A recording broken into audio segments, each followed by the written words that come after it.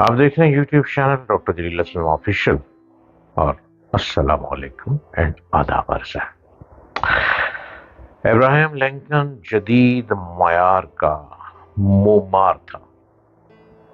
امریکہ کی سیاسی تاریخ میں اس کو بہت نمایاں مقام حاصل ہے، مگر لنکن کو کوئی کامیابی اچانک نہیں ملی۔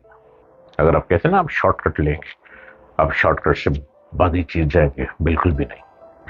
شارٹ کٹ لینے والا یا تو بیچارہ کلابادیاں کھاتا ہوا کسی سمندر میں ڈوب جاتا ہے، یا خدا ناخواستہ کسی روڈ ایکسیڈنٹ میں کسی گاڑی کے نیچے آ جاتا ہے۔ شارٹ کٹ کبھی نہ لیں۔ شارٹ کٹ کے بجائے ایک ارادہ کر لیں، ایک منزل کو تعین کر لیں، ایک ٹارگٹ لے لیں کہ میں نے اس منزل تک پہنچنا ہے۔ آپ جب چلنا شروع کریں گے راستہ گھٹتا چلا جائے گا، راستہ گھٹتا چلا جائے گا، سورج کی تپش بھی تنگ نہیں کرے گی اور چاند کا گرہن بھی آپ کے لیے رکاوٹ نہیں بنے گا۔ آپ اسی راستے پہ چلتے چلتے بہت آسانی سے اسی راستے کو ماپیں تو آپ کا راستہ شارٹ خود بخود ہوگا، چونکہ اس میں قدرت کی طاقت شامل ہو جاتی ہے۔ ابراہیم لنکن کوئی کامیابی اچانک اس کو نہیں ملی۔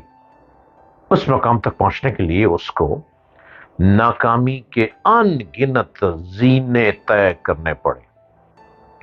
لنکن کی زندگی کو ایک شخص نے چند الفاظ میں اس طرح بیان کیا: This man had failed in business in 1831.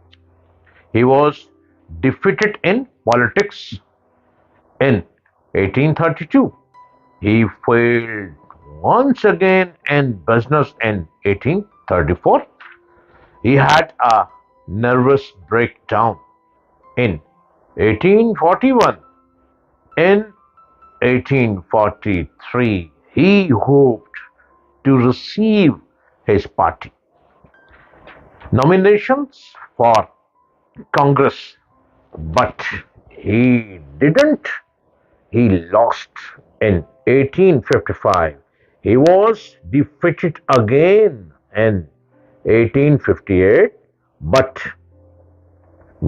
in 1860 he was the elected president of USA. He knew how to accept defeat temporarily. ایک آدمی 1831 میں تجارت میں ناکام ہو گیا۔ اس نے 1832 میں سیاست کو شکست کھائی، 1834 میں دوبارہ تجارت ناکام ہوئی، 1841 میں اس پر اعصاب کا دورہ پڑا، 1843 میں وہ الیکشن میں کھڑا ہوا مگر ہار گیا۔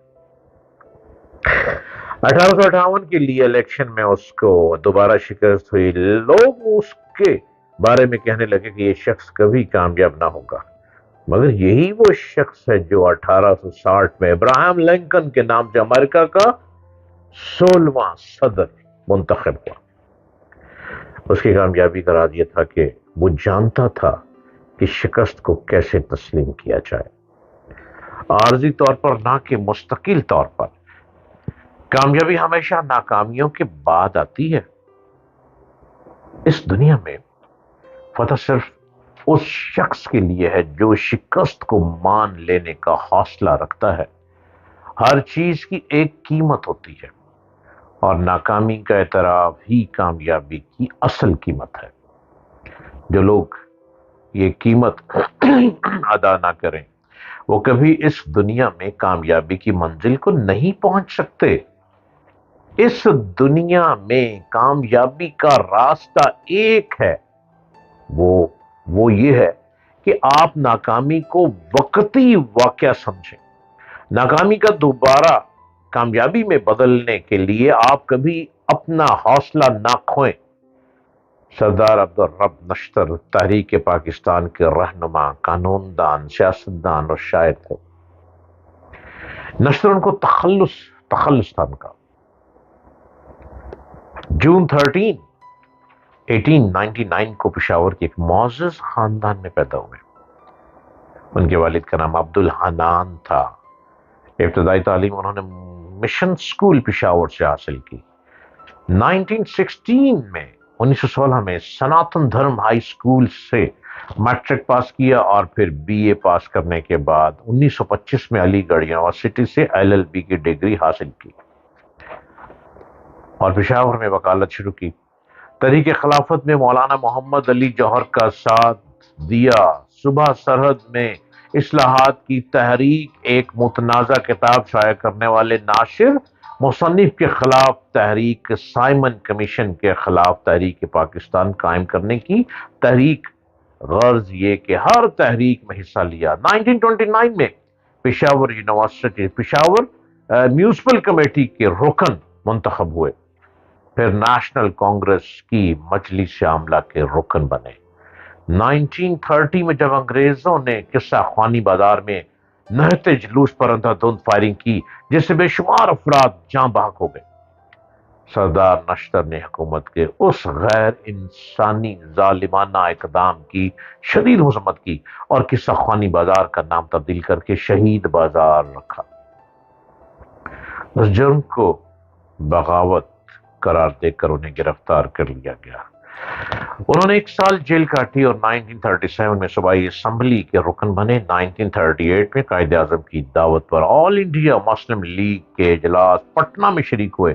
اسی اجلاس کے بعد مسلم لیگ سے وابستہ ہوئے اور آخر دم تک مسلم لیگی رہے۔ 1933 میں سردار اورنگزیب کی صوبائی کابینہ میں وزیر خزانہ مقرر ہوئے۔ یہ وزارت 1945 تک رہی۔ اکتوبر 1946 میں انہیں غیر منقسم ہندوستان کی عبوری حکومت میں مسلم لیگ کے نمائندے کی حیثیت سے شریک کیا اور وزیر مواصلات کے عہدے پر قائم کیا۔ قیام پاکستان کے بعد مرکزی وزیر مواصلات مقرر ہوئے اور جولائی 20 1949 تک اس منصب پر فائز رہے۔ بعد ازاں پنجاب کے پہلے مسلمان گورنر بنے۔ اکتوبر 1951 میں خواجہ ناظم الدین نے انہیں وزارت سندھ کا قلمدان سونپا۔ خواجہ ناظم الدین کی وزارت کی برطرفی کے ساتھ ہی وہ بھی وزارت سے علیحدہ ہو گئے۔ یہ ہے وہ واقعات، کون کون کیسے کیسے میدان میں بھاگا، بازی لے گئے، نام روشن کر دیا اور آج تک ان کا نام عزت سے لیا جاتا ہے۔